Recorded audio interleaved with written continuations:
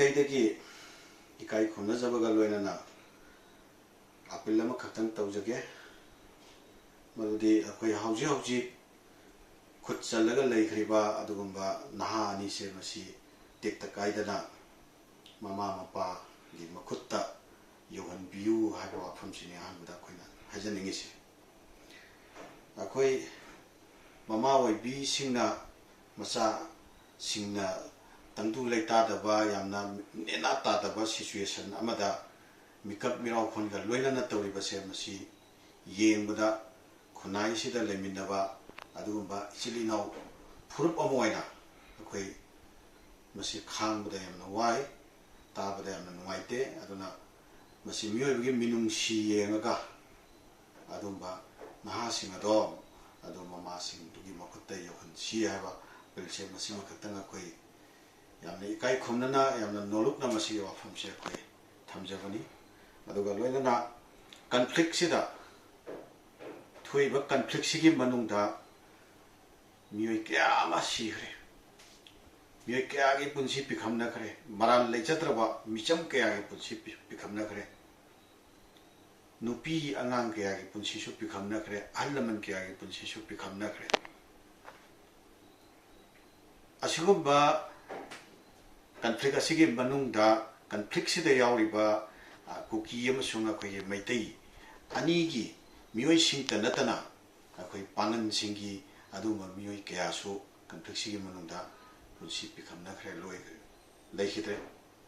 Naga इचली नाउसिंगी मरक्तगिसु लेखिदवा यावख्रबने सुमाइना लैरिबा conflict सिदा अखोयगी मी कयागी मिकप पिराव खोन मरान लेजद्रबा मियोइ कयागी तेंथा खोन मसिना अखोयगी इरेपागिरम दमसे पुनिन निल्लगा वाना लेलबा सिगुंबा मतमसिदा अखोयना नहोंगना वाफम अमा खतंग अखोय निंगसिंग जनिंगे कन्फ्लिक्ट सिगी अहानबा हौरकपा मतम अदुदा अखोय माइकई सलाई खंगदना अखोय लंगमै चापगुमना सिगुंबा वायलेंस की मैरी सिना संतोरकपा मतम अदुदा अखोय मियोइ कयामा cookie इचिनी नाउसिंगना कलक्पा Meitei कयामगी वारीसु Larry हाइबसे मैमोक्तन निंगसिंबियो अदुगा Meitei इचिली नाउसिंगना कनबिखिबा cookie कयामगी वारीसु Larry हाइबसे मसियोक्तन निंगसिंबियो अहानबा हौरखिबा Maggi तांग अहुमदुदा अखोय हता गोलापति की एरियादा अखोय अकोइबदा लैरिबा कुकी इचिली नाउसिंगी खुन मयामसिदगी अदुगुंबा चेनसिलखिबा अखोय पांगन सिंगी युम सिंगदा लाखिबा मतमदुदा अखोय पांगन सिंगना लौजखिबा थौदांदो मदु अमतंग हन्ना निंगसिंबियो मतमसिदा अखोय हता गोलापति की एरिया सिदा अखोय थंगनबदा लैरिबा खुन सिंगसिदगी चेनसलक्पा मियोइ सिंगदो मदु अखोय मयामसि थवाई कन्ननबगिदमक्ता अखोय पांगन सिंगना अंगंबा थौदांग लौरगा होनरिङैगी मरक्सिदा माइकई कयामदगी मैतै इचिलिनाउ सिंगना कुकी कयामसु पुरगा मफम सिदा थिनजनबिरखिबा सेफर प्लेस नेना खल्लगा हता गोलापति एरिया दा मैतै सिंगना थिलखिबदो अखोय मिटना उहौबा अखोयना खंगजबसु लैरी मियोइबगी मिनुंगसी हाइबसे मसे थमोइदगी थोलकपनि मसे कालुकी लानसु ओइछनु ओइनिंगबसु ओइछनु मियोइबगी मिनुंगसीगी अदुगुंबा इचेलदुदे मदुदी थोइबा कन्फ्लिक्टसिगी मनुंगदसु लैरी हाइबसे मसे कालु अनिमक्की सिनिनाउसिंदा अखोय ngasi फावबदा Pangan कम्युनिटीना अखोय हाइजतुना अखोय लाउजतुना लाइबनी अदुना मसिगी मनुंगदा ngasi नाहानी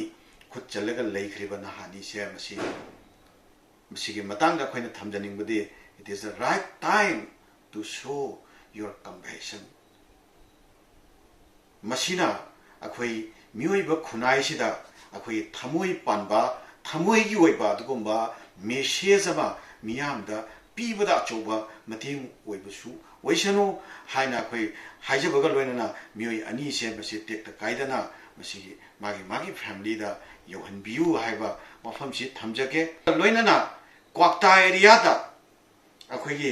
Meitei कयामा Churachandpur माइकैदगी क्वाक्ता योहननबु होनबदा cookie इचिलिनाउ सिंगना मतेंग पांगगा क्वाक्ता योहनलखिबदो मदुसु Pangan community न विटनेस ओइरी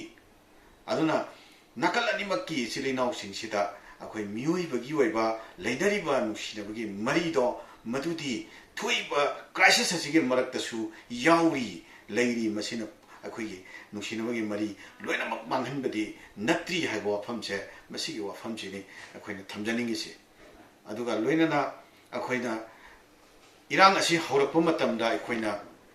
ꯑꯩꯈꯣꯏꯒꯤ ꯃꯥꯏꯀꯩꯗ ꯆꯪꯉꯛꯄ ꯃꯇꯝꯗ ꯑꯩꯈꯣꯏ ꯃꯩꯇꯩ ꯏꯆꯤꯜ ꯏꯅꯥꯎꯁꯤꯡꯒꯤꯕꯨ ꯑꯣꯏꯔꯒꯁꯨ ꯀ꯭ꯋꯥꯛꯇꯥꯒꯤ ꯌꯨꯝꯊꯣꯡ ꯈꯨꯗꯤꯡꯃꯛ ꯑꯩꯈꯣꯏꯅ ꯔꯤꯂꯤꯐ ꯀꯦꯝꯞꯒꯨꯝꯅ ꯑꯣꯟꯊꯣꯛꯑꯒ ꯑꯩꯈꯣꯏꯅ ꯃꯇꯦꯡ ꯄꯥꯡꯉ ꯍꯣꯠꯅꯈꯤꯕ ꯍꯇꯥꯒꯣꯂꯥꯄꯇꯤꯒꯤ ꯌꯨꯝꯊꯣꯡ ꯈꯨꯗꯤꯡꯃꯛꯇ ꯑꯩꯈꯣꯏ ꯀꯨꯀꯤ ꯏꯆꯤꯜ ꯏꯅꯥꯎꯁꯤꯡ ꯑꯋꯥꯕ ꯇꯥꯔꯕꯁꯤꯡꯕꯨ ꯃꯇꯦꯡ ꯄꯥꯡꯉꯒ ꯔꯤꯂꯤꯐ ꯀꯦꯝꯞꯒꯨꯝꯅ ꯑꯣꯟꯊꯣꯛꯑꯒ ꯑꯩꯈꯣꯏꯅ ꯍꯣꯠꯅꯖꯈꯤꯕꯗꯣ ꯃꯗꯨꯒꯤ ꯑꯩꯈꯣꯏ ꯂꯃꯟ ꯁꯤꯡꯕꯅꯤ ꯍꯥꯏꯅꯁꯨ ꯑꯩꯈꯣꯏ ꯈꯟꯕꯤꯌꯨ ꯑꯉꯥꯡ ꯑꯅꯤ ꯁꯦꯝꯕꯁꯤ ꯇꯦꯛꯇ ꯀꯥꯏꯗꯅ ꯃꯈꯣꯏꯒꯤ ꯑꯗꯨꯝꯕ ꯐꯦꯃꯤꯂꯤꯁꯤꯡ ꯑꯗꯨꯗ ꯌꯧꯍꯟꯕꯤꯌꯨ ꯍꯥꯏꯕ ꯋꯥꯐꯝꯁꯦ ꯃꯁꯤ ꯑꯃꯈꯛꯇꯪ ꯑꯩꯈꯣꯏ ꯈꯨꯠ ꯑꯅꯤ ꯂꯣꯟꯅꯖꯔꯒ ꯑꯗꯨꯒꯨꯝꯕ ꯏꯆꯤꯜ ꯏꯅꯥꯎꯁꯤꯡꯗꯨꯗ ꯑꯩꯈꯣꯏ ꯑꯄꯤꯜꯁꯤꯡ ꯈꯛꯇꯪ ꯊꯝꯖꯒꯦ